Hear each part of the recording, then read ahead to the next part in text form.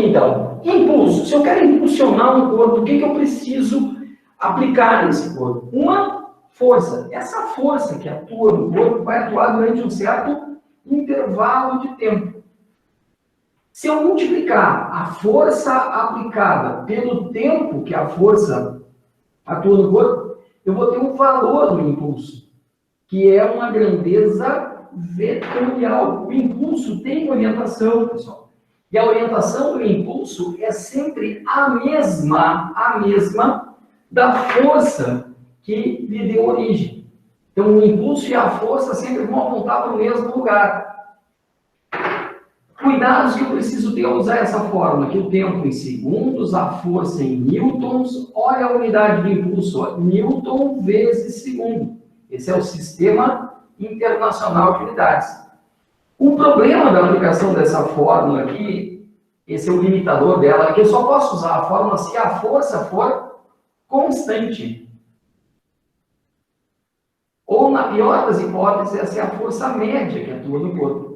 Se a força variar, pessoal, aí já não dá para calcular o impulso por essa fórmula aqui. Aí eu vou ter que ter um gráfico, força-tempo, força-tempo. Nesse gráfico eu vou ter uma força que varia à medida que o tempo passa, ou mesmo se eu tiver uma força constante, à medida que o tempo passa, ao projetar estes segmentos sobre o eixo horizontal, aparece por aqui uma figura. Essa figura tem uma área. E essa área é numericamente igual ao produto de força pelo tempo. Então, ela é numericamente igual ao impulso. Então, uma vez que a força que atua sobre o corpo seja variável, tá? Eu vou ter que partir para o gráfico, a menos que ele me dê o valor da força média que atua sobre o corpo, para poder calcular o impulso. Bom, só para deixar claro para vocês, assim, a última vez que eu tenho notícia de questão de prova no vestibular, que apareceu nos vestibulares, que a gente tem aqui no Rio Grande do Sul, tá? Que apareceu cálculo de impulso, era na época que o Guga, Gustavo Kirten, estava mandando ver no tênis. Então, isso aí é lá dos milênio passado, né? Do século passado, também do século passado. Lá por volta de 1999, tá? Dizia que ao sacar, o Guga aplicava uma força de 60 newtons numa bolinha de tênis durante 1/10 de segundo. E queria saber qual era o valor do impulso. Pegava 60 vezes 0,1 dá 6. Newtons vezes segundo, e acabou. Deixa eu ver aqui o que me falaram. Opa! Ah, Thiago, faz tempo. Thiago, faz tempo mesmo. Quando você quiser fazer intervenção, pode falar, não tem problema, tá? Que aí fica mais fácil de eu ver que vocês estão intervindo aí para colaborar, não tem problema, fica à vontade. Quantidade de movimento linear, só vai ser uma grandeza mais árida, tá? Mas ela existe. Ela está presente quando o corpo tem movimento. E como é que eu descubro? O corpo tem massa e tem velocidade. A quantidade de movimento é o produto da massa do corpo pela sua velocidade. E a quantidade de movimento é também uma grandeza vetorial, que sempre vai ter a mesma orientação da velocidade, sempre apontando para o mesmo lado que aponta a velocidade.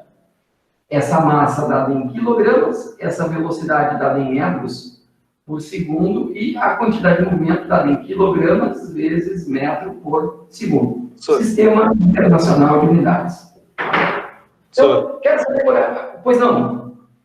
O impulso também é sempre a mesma direção da força, né? O impulso é sempre a mesma direção em sentido da força. A quantidade de movimento é sempre a mesma direção em sentido da velocidade. Tá bom. Então, eles sempre vão coincidir com quem gera. Quem é que gera o impulso? A força. Quem é que gera a quantidade de movimento? Né? Na realidade, é o movimento em si. Então, coincidem com seus geradores. Qual é a quantidade de movimento de um corpo que está parado? Se ele está parado, a quantidade de movimento dele é zero. Não tem quantidade de movimento. Mas quando corpos colidem, eles têm a condição de trocar quantidade de movimento. E a quantidade de movimento parece assim que está bem ligada à ideia de energia, né? Mas não é, são coisas distintas. Tá? A energia cinética, a energia de movimento é mais palpável. A quantidade de movimento é menos palpável. Mas tu pode perceber o seguinte, ó, vamos supor que eu tenha dois veículos, dois corpos, tá? Um corpo A, um corpo B. Eu tenho a massa do A, vamos dizer que a massa do B é a mesma. A velocidade do A, vamos dizer que é 30 metros por segundo, a velocidade do B é 40 metros por segundo. Eles podem colidir assim, ó. O A indo e o B vindo. Vai dar um estrago aqui no caso de colisão, tá? O A indo e o B vindo, tá? Eles vão colidir, vai dar um estrago. Se a gente tiver assim, ó, o B indo e o A indo. O B está mais rápido que o A, eles vão colidir também. Situação 1, situação 2. E uma situação 3 podia ser, não sei se vocês enxergam aqui, eu vou botar aqui. Uma situação 3, o A está indo por aqui, ó. Quem sabe a 30 metros por segundo. E o B está indo por aqui, ó.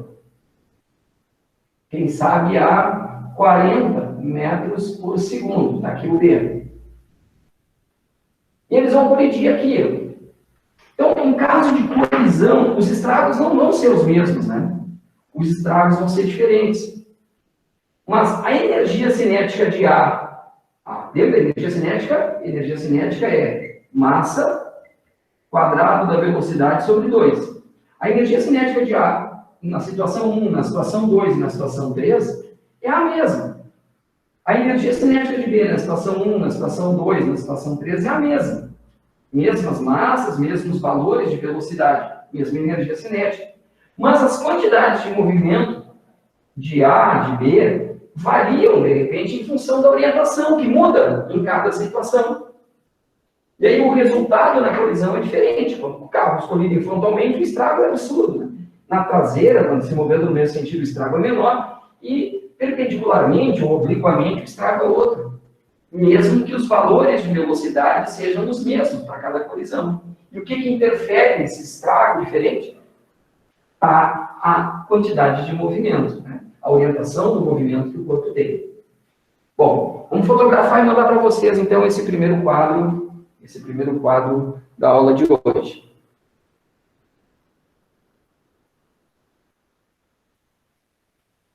Quadro 1. Indo pelo grupo de dúvidas nosso. Bom,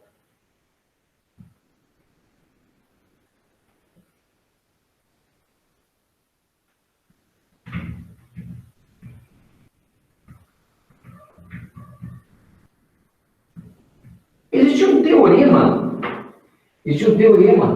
que é chamado de teorema do impulso da força resultante. Teorema do impulso da força resultante. Ele diz que o impulso da força resultante que atua sobre um corpo ou um conjunto de corpos é igual à variação na quantidade de movimento desse corpo ou desses corpos. Isso aqui é verdade. Tá? Como é que eu posso confirmar isso daqui? O que é o impulso da força resultante? Força vezes tempo. Certo? Quantidade de movimento, variação. Quantidade de movimento final menos a quantidade de movimento inicial. Força resultante vezes o tempo igual. Quantidade de movimento final, massa, velocidade final. Menos quantidade de movimento inicial, massa, velocidade inicial. Tá? Então, se atuar uma força resultante diferente de zero sobre o corpo, eu sei que vai mudar o movimento do corpo. Então, vai variar a quantidade de movimento desse corpo. E o teorema do impulso da força resultante diz que o impulso da força resultante vai ser exatamente igual, em módulo, direção e sentido, à variação na quantidade de movimento que esse corpo vai sofrer. Se eu isolar M aqui, ó, eu vou ficar aqui com VF menos V0. Eu vou botar a setinha em cima aqui, tá? Força resultante vezes o tempo. Se eu isolar a força resultante aqui, eu vou ficar com M vezes. O que é VF menos V0? Delta V sobre T. Mas o que é delta V sobre T? Isso aqui não é a aceleração? Então, olha o que a gente tem aqui, ó. Força resultante igual a massa vezes a aceleração. Isso aqui é a mesma coisa que isso aqui. São duas formas diferentes de escrever a segunda lei de Newton. Duas formas diferentes de escrever a segunda lei de Newton. Tá? esse impulso da força resultante igual à variação da quantidade de movimento. Vou chamar esse quadro de quadro 2 e vou fazer um exemplo de questão que caiu no vestibular da URGS já há algum tempo. Quadro 2. Um exemplo de questão de vestibular da URGS. Eu acho que essa questão até está no material de vocês, está no livro. Se tiver, eu já indico aqui qual é a questão que eu já estou resolvendo para vocês. Vamos ver. Uma granada, um fio de bico, extingue dos extintores, hipótese aceita, tivesse para sala, tivesse propostas, um garoto, assim.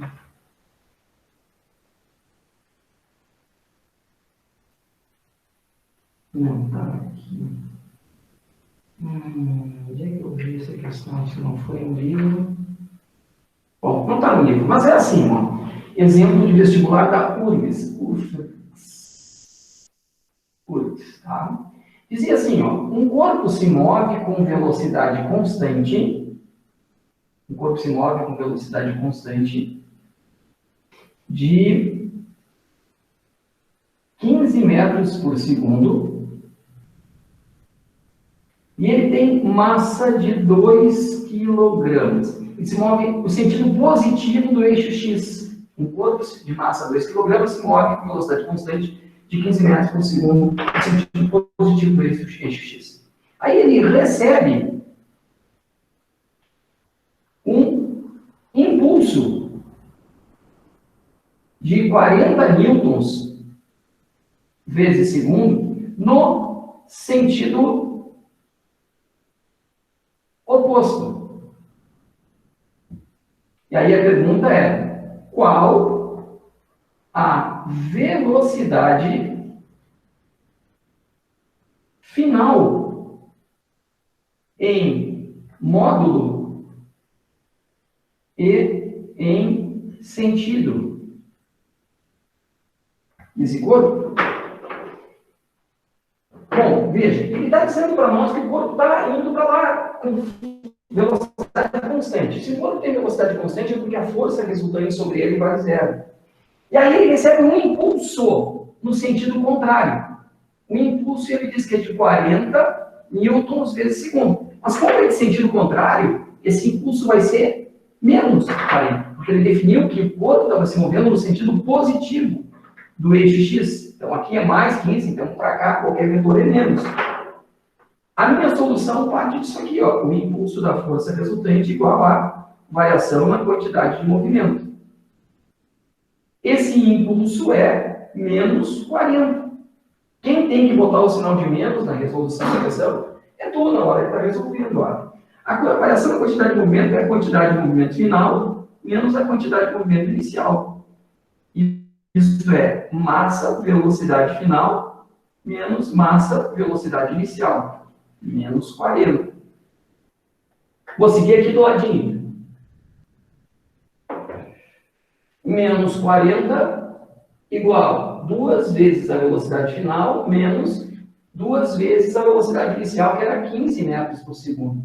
E aí eu vou ter, ó, menos 40 igual a 2V menos 30. Esse menos 30 vinculado fica menos 40 mais 30 igual a 2V. Menos 40 mais 30 dá menos 10. 2V. Quem vai ser o V, então? Vai ser menos 10 sobre 2, que dá menos 5 metros por segundo. Esta é a velocidade final. Qual é o módulo dessa velocidade? O módulo é 5. E o sentido é menos. O que isso quer dizer? Quer dizer que depois do impulso, este corpo vai se mover com uma velocidade de menos 5 metros por segundo. Ele vai estar se movendo para a esquerda com este valor de velocidade. Então, este é um exemplo de questão da URGS, aplicando o teorema do impulso da força resultante. Tá? Então, aqui está o teorema e aqui está a aplicação dele num exemplo que a URGS cobrou há alguns anos. Vê se ficou dúvida na resolução deste exemplo aí.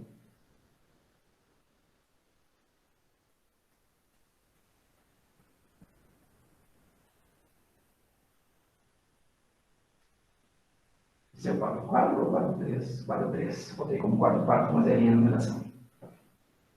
Bom, isso é uma possibilidade concreta de questão no vestibular, como da URGS e no próprio Enem. Mas a gente tem como uma probabilidade maior ainda de questão, a seguinte relação, que vai partir desse conceito que eu vou trabalhar contigo. Tá?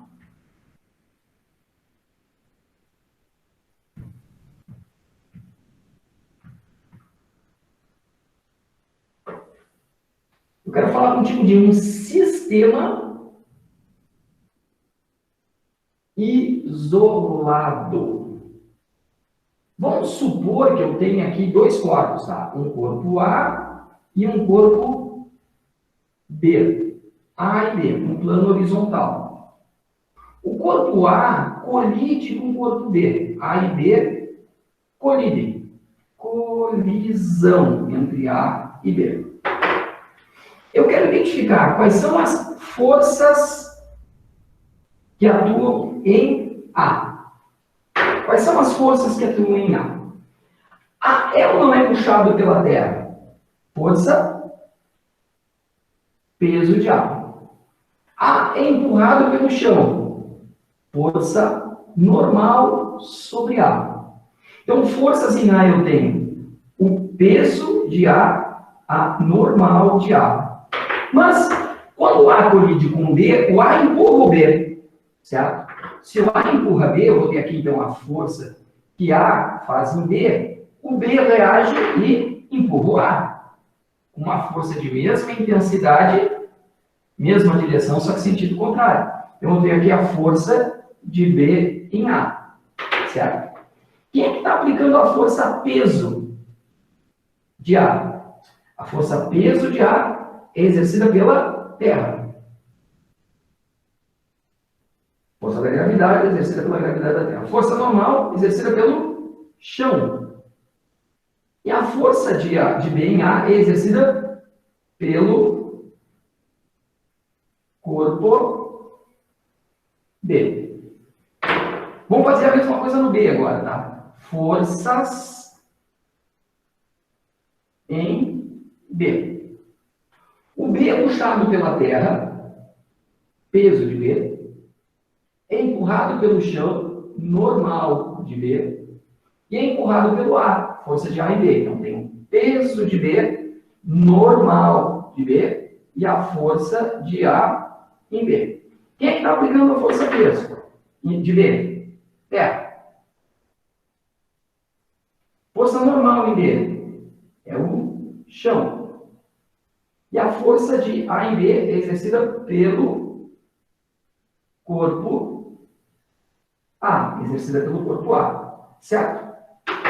Bom, o que acontece no caso de uma colisão aqui entre os corpos, tá? No caso de uma colisão entre esses corpos. Quem é maior, o peso ou a normal sobre o corpo A? O peso ou a normal nessa condição? Essas duas forças se anulam, certo? Essas duas forças se anulam. A mesma coisa acontece com o peso anormal. Ó, se anulam. Tá? No caso dessa colisão, o que está acontecendo? A força exercida pela Terra no corpo A e a força normal exercida pelo chão sobre o corpo A estão se anulando, se anulando. E elas são forças externas.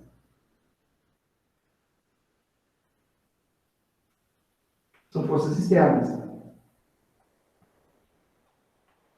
A mesma coisa acontece aqui com o peso de B e a normal do B. Elas se anulam. E essas também são forças externas. Elas não fazem parte do meu sistema. Esse meu sistema é o sistema formado pelos corpos A e B. Então, o corpo B está fazendo uma força sobre o corpo A. Essa é uma força interna, que é exercida por um elemento do sistema sobre o outro elemento do sistema. A força de A e B também é uma força interna. É uma força interna, a força de A e B. É uma força interna, porque é exercida pelo corpo A e no corpo B. São os corpos que estão fazendo parte do sistema.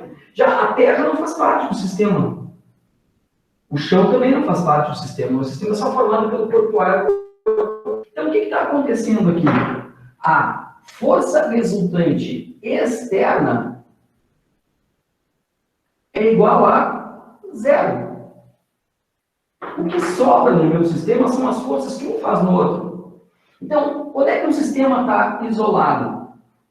Quando a força resultante externa que atua sobre esse sistema for igual a zero. Quando a força resultante externa que atua sobre o sistema for igual a zero, o meu sistema está isolado. Ficou claro para ti o que é o que são forças externas e forças internas? Sim, sim, senhor. Tranquilo? Show de bola. Vou mandar aqui então aquilo que sim agora é o quadro 4.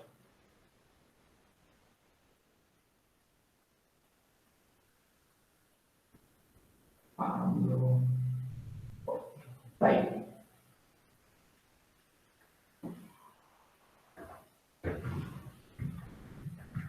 Bom, vamos lá então.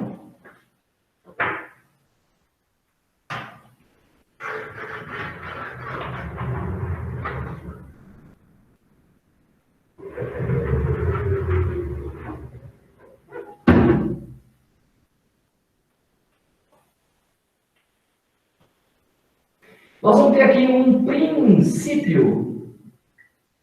princípio da conservação da quantidade de movimento. Ele vai dizer o seguinte, ó, num sistema isolado, a variação na quantidade de movimento do sistema com o passar do tempo vai ser igual a zero. Num sistema isolado, não há variação na sua quantidade de movimento. Quer dizer, em outras palavras, que eu vou ter duas situações. Uma situação antes e uma situação depois. E eu vou ter que a quantidade de movimento do meu sistema antes, isso é do sistema, tá? Vai ser igual à quantidade de movimento depois. E eu vou te mostrar isso aqui de uma forma prática com um dispositivo. Não sei se vocês vão lembrar que quando estavam lá no primeiro ano eu levei isso em aula para vocês. Mas vai lá. Isso aqui chama de pêndulo de Newton. Vocês conseguem enxergar legal aí? Ele tem aqui 3 esferas. 1, 2, 3, 4, 5 esferas. Todas as esferas têm a mesma massa. Todas têm o mesmo peso. E aqui a quantidade de movimento do sistema é zero. No momento que eu tiro esse corpo daqui, eu transfiro energia para ele. Na hora que eu largo, ele começa a transformar a energia potencial gravitacional em energia cinética. E no momento que ele colidir aqui, o que vai acontecer? Ele vai transferir energia para cá. A quantidade de movimento que ele tem aqui, digamos que cada bolinha tem uma massa M, tá? É mv. Após a colisão, a quantidade que eu vou ter no lado de cá vai ser mv também. Então, quantas bolinhas vão levantar no lado de cá se eu puxar uma? Uma só. Se eu puxar duas, eu tenho 2 mv aqui. Quanto que eu vou ter depois? 2 mv. E se eu puxar 3? Quantas vão levantar lá? 3. 3 mv aqui, 3 mv aqui. E se eu puxar 4? Vão levantar 4 do lado de lá. Então, eu vou ter 4mv igual a 4mv, certo? Então, a quantidade de movimento antes e depois é a mesma em sistemas isolados, tá? Isso vai valer para colisões e disparos. Disparos, tiros. Tá? Tranquilo, assim. Então, eu vou pegar aqui um exemplo de disparo, para depois eu falar um pouco sobre colisões. Tá? Disparos e colisões.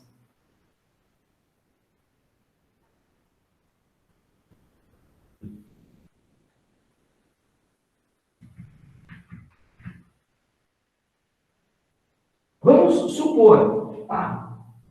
Exemplo aqui, um disparo. Vamos supor que eu tenho aqui um canhão, tá? Um canhão. Esse canhão, tá aqui o pavio dele, tem lá um projétil. Isso aqui é antes do disparo. Esse canhão vai disparar, ele vai dar um tiro. Quando ele der o tiro, o projétil vai sair daqui com uma certa velocidade. Vou chamar de VP. E o canhão vai recuar com uma certa velocidade. Vou chamar de VC. Tá? Então, isso aqui é após o disparo, no momento exatamente depois do disparo. Como na hora do disparo, a única força que está atuando sobre o sistema, a força resultante é de um no outro e o outro no um, eu vou ter que a quantidade de movimento do sistema antes do disparo é igual à quantidade de movimento do sistema depois do disparo. Vamos dar valores aqui. Vamos dizer que a massa do canhão seja de 500 quilogramas. E a massa do projétil seja de 5 quilogramas, que é mais fácil de fazer a conta. A velocidade inicial de todo mundo é zero, está todo mundo parado. Dado o disparo, o projétil, digamos que o projétil avance com uma velocidade de 100 metros por segundo. Tá? O projétil saiu com uma velocidade de 100 metros por segundo, 360 km por hora. Quero saber qual é a velocidade com que o canhão vai recuar. Simples. Houve um disparo, a quantidade de movimento do sistema antes e depois é a mesma, em módulo, direção e sentido. Como todo mundo está parado, a quantidade de movimento antes é zero. E depois, qual é a quantidade de movimento? Ora, depois é a quantidade de movimento do canhão menos a do projétil. Por que é menos? Porque um vai para um lado e o outro vai para o outro. Por isso que é menos. Se os dois fossem juntos, seria mais. Como um está indo de um lado e o outro está indo para o outro, vai ser um menos o outro. Então, a quantidade de movimento final do canhão e a do projétil serão as mesmas. Como é que eu calculo a quantidade de movimento? É a massa vezes a velocidade. Aqui é do canhão. Aqui é a massa vezes a velocidade. Aqui é do projétil. Qual é a massa que eu estipulei para o canhão? 500 quilogramas. A velocidade com que o canhão vai recuar, eu quero descobrir. Igual massa do projétil. Eu estipulei sendo 5 quilogramas. A velocidade do projétil, 100 metros por segundo. A velocidade do canhão, então, vai ser igual a 500 dividido por 500, vai dar 1 metro por segundo. Então, o canhão vai recuar com uma velocidade de 1 metro por segundo, o que é bastante razoável, né? Não sei se alguém já deu tiro de revólver, espingarda, enfim. Quando dá um tiro, o projétil avança para um lado e tu, o rifle, a arma, enfim, vão para o outro lado. Tá? Por isso que a gente tem que ficar firme na hora de dar um tiro, principalmente nas armas de um calibre maior. O que vai acontecer? Quem é que vai sair com maior velocidade? Tu com a arma ou o projétil? Ora, sempre quem tem menor massa vai ter maior velocidade. A massa e a velocidade vão ser inversamente proporcionais. No meu exemplo, a massa do canhão é 100 vezes o valor da massa do projétil. E aí, a velocidade do canhão vai ser a 100ª parte da velocidade do projétil. Isso vai acontecer. Isso é o que eles gostam de colocar. O Enem também já colocou. Aliás, já tivemos questão na prova do Enem, na URGS, sobre o pêndulo de Newton. Tá? E fica tranquilo. Deve ter alguma coisa parecida com isso na prova de um dos dois. Tá? Sim, indo para vocês. Agora, pessoal, o que é mais frequente também, junto com essas colisões dos paros, assim, são as classificações das colisões. Tá? Então, quando há uma colisão, vamos classificar as colisões. Tá? Quando há uma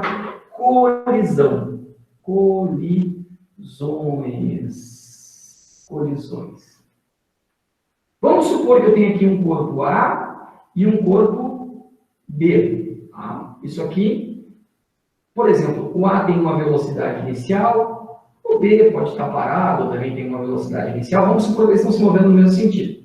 Em algum momento eles colidem. Então aqui há a colisão entre eles.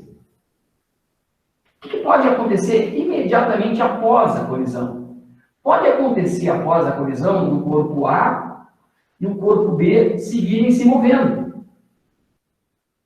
Talvez até para o mesmo sentido, agora o B mais rápido que o A. Pode acontecer do corpo A ficar deformado, o corpo B também deformado, mas eles seguirem se movendo. Com deformação. E pode acontecer do corpo A e do corpo B ficarem juntos, deformados ou não, formando um novo corpo, o corpo A, B. Em função visual daquilo que a gente está enxergando, aqui a gente pode classificar a colisão. Esta colisão aqui é chamada de colisão perfeitamente elástica. Essa colisão aqui é chamada de parcialmente elástica. E essa colisão é chamada de inelástica, ou por alguns autores de perfeitamente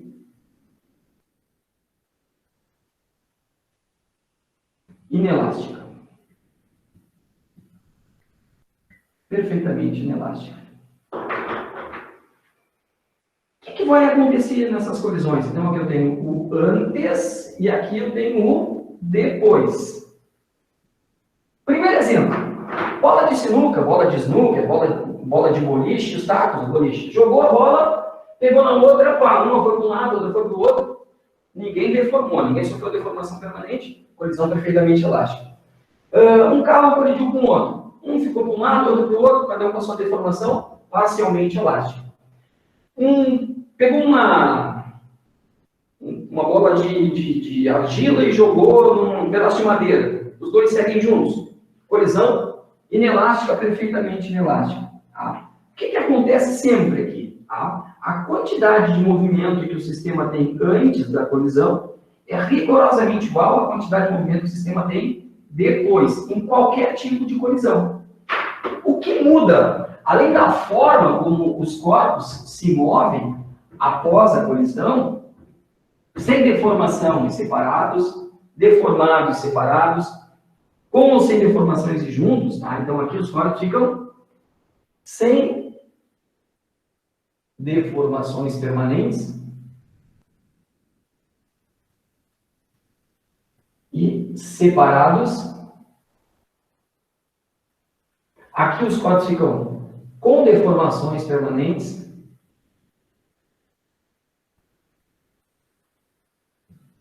separados. E aqui eles ficam juntos, com ou sem deformação, não tem problema. O que vai acontecer aqui, pessoal, no tipo da deformação, é que se os corpos, ao sofrerem a colisão, ficarem sem deformações separadas,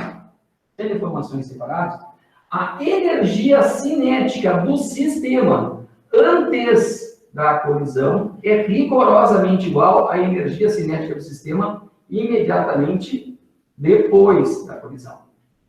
Se houver a deformação com os corpos ficando separados, a energia cinética que o sistema tem antes da colisão é maior que a energia cinética que o sistema tem depois. Parte da energia que o sistema tinha antes foi usada na deformação dos corpos. E se os corpos ficarem grudados juntos, a energia cinética do sistema antes é bem maior que a energia cinética que o sistema tem depois. Qual maior? Neste caso aqui, ó, os corpos têm a maior dissipação de energia cinética. A maior perda de energia cinética que o sistema vai ter é quando os corpos ficarem grudados. Então, o ideal quando dois carros colidem, para que as pessoas que estão dentro do veículo, ou eventualmente fora, envolvidas na colisão, se machuquem menos, é que os corpos fiquem grudados. E aí eu vou ter maior perda de energia para o meio e menos energia para trocar entre os corpos. Tá? Claro, desde que as pessoas envolvidas fiquem protegidas dentro do veículo, fiquem na chamada célula de sobrevivência. E o que de pior pode acontecer é quando eles ficam separados, e aí vai ter toda a energia trocada entre os corpos envolvidos. Há nesse evento aqui, pessoal, uma coisa chamada de coeficiente de restituição.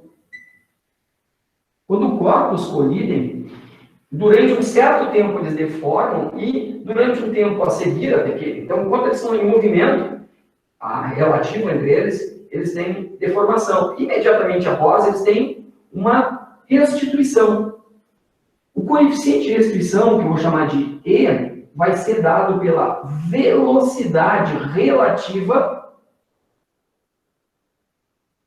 depois da colisão, dividida pela velocidade relativa entre os corpos antes da colisão. Lembra da velocidade relativa, quando eles se movem no mesmo sentido? A maior menos a menor, sentidos contrários, a maior mais a menor, os valores somados. Então, o que vai acontecer com esse resultado aqui? Se a colisão for do tipo perfeitamente elástica, o coeficiente de restrição é 1. A velocidade relativa entre os corpos envolvidos depois da colisão vai ser a mesma que eles tinham antes. Se a colisão for perfeitamente inelástica, ou seja, os corpos ficarem juntos, se eles estão juntos, a velocidade relativa entre eles depois é 0. O coeficiente de restrição entre os corpos vai ser 0. E se for parcialmente elástica, o coeficiente de restrição vai ser um valor maior que 0 e menor que 1. O que tem que saber lidar? Com as duas situações extremas. Tá? As duas situações extremas. Quando eu tenho uma colisão perfeitamente elástica e uma colisão perfeitamente inelástica. Em geral, quando a gente tem questão de colisão, se trata ou dessa primeira situação ou dessa segunda situação. Tá? A URGS gosta muito de trabalhar com as colisões. Eu vou selecionar vídeo, a gente não vai ter aula na semana que vem, pelo que eu me lembro, né? De semana que vem, dia 20 de setembro, é feriado de novo. Então, eu vou selecionar para vocês uns vídeos aqui, onde eu vou mostrar essas colisões. Vou editar isso e mandar para vocês. Esse é o nosso quadro final. Vou enviar para vocês.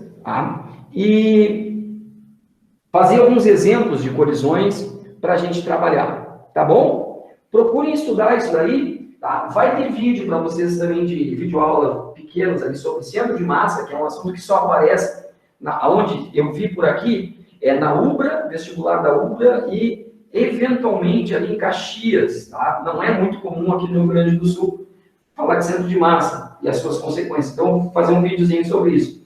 E aí, no nosso retorno, depois do feriado, a gente volta a falar de Física 1, com o livro 2 lá para falar de quantidade de calor trocado entre os corpos, que é um assunto sério, calorimetria, questão certa do Enem, também questão certa na URGS, tá bom? Procurem fazer, então, as questões do livro, desse capítulo, tá? Desse módulo, o módulo 11 e também do módulo 12, e apresentem as dúvidas para mim, tá bom? Boa semana para vocês, bom trabalho, bons estudos, se cuidem, beijo para todos aí, muita saudade de vocês.